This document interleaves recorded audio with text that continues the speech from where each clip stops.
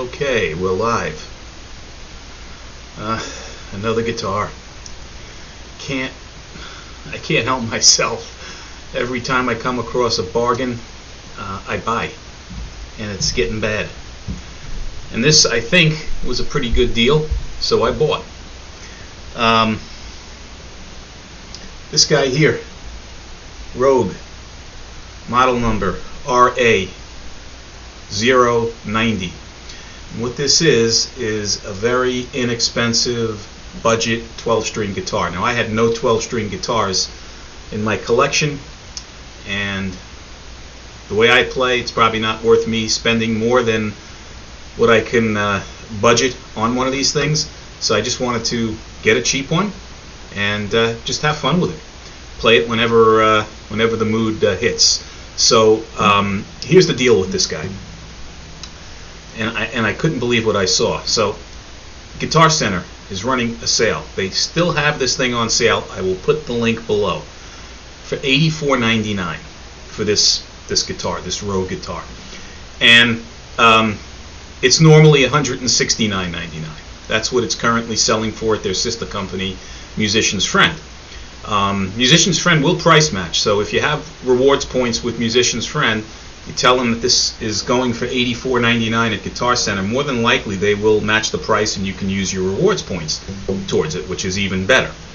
But it is, let's talk about the good and the bad. So first of all, it's a Rogue.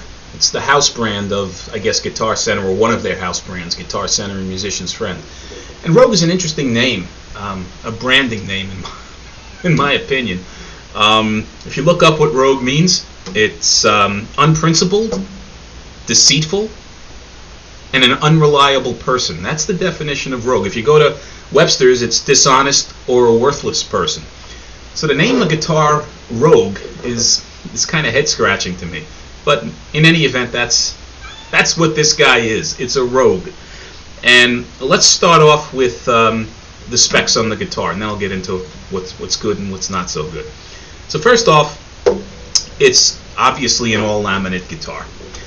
It's made out of whitewood, whatever the heck that is. It's probably, you know, some sort of Formica or something, or plywood. I have no idea what whitewood is. But this is a whitewood top, sides, and back.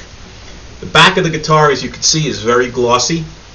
You can see everything, all the reflections in it. The neck is very glossy.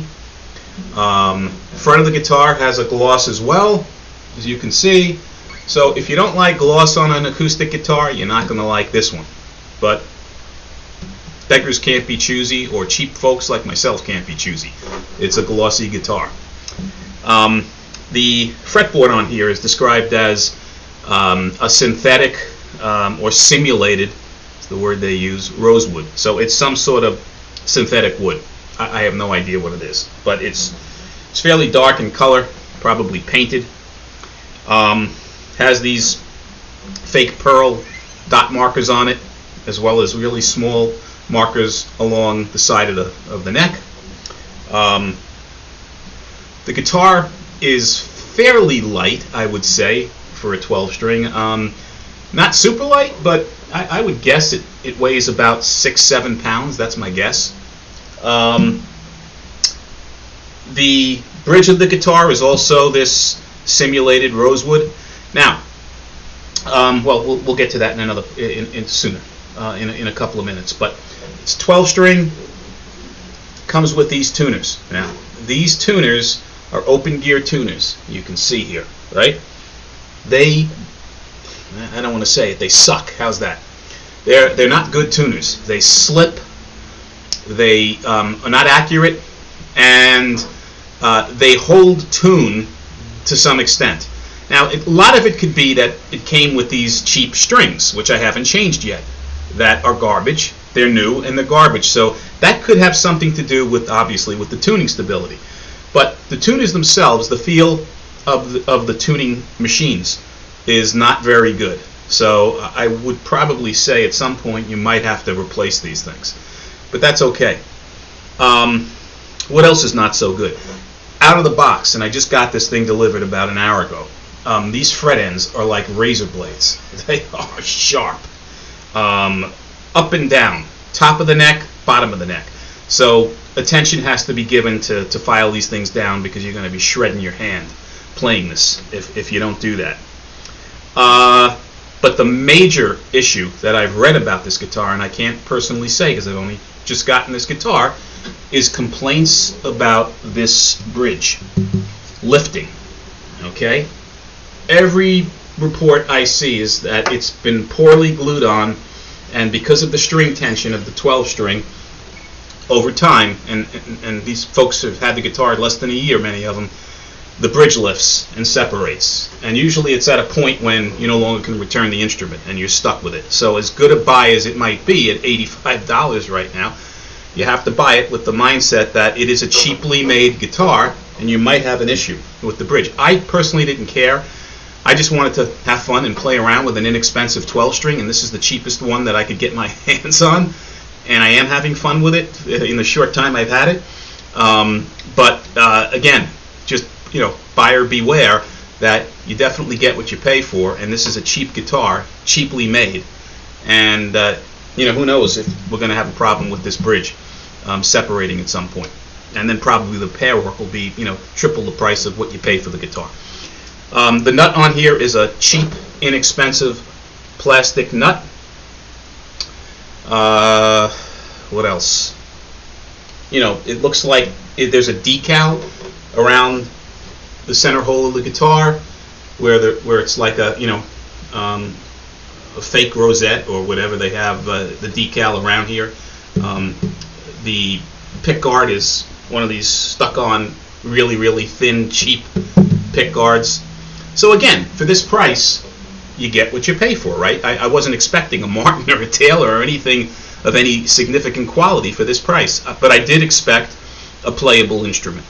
And out of the box, it is playable.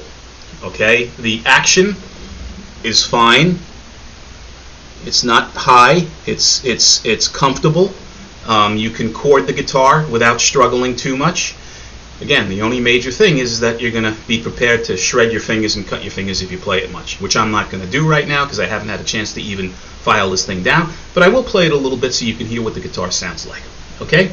So we'll just play a couple of chords here.